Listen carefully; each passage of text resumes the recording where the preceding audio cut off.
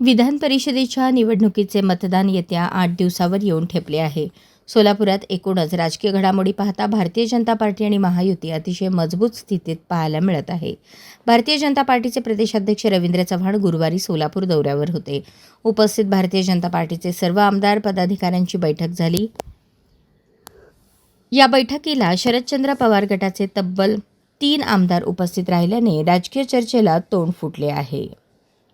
यामध्ये माळशिरसचे आमदार उत्तमराव जानकर, माढ्याचे आमदार अभिजित पाटील आणि करमाळ्याचे आमदार नारायणाबा पाटील यांची उपस्थिती चर्चेचा विषय ठरली. एकाच ठिकाणी माजी आमदार राम सातपुते आणि आमदार उत्तमराव जानकर एकत्र दिसल्याने हा फोटो घेण्यासाठी मीडियासुद्धा सरसावल्याचे दिसून आले.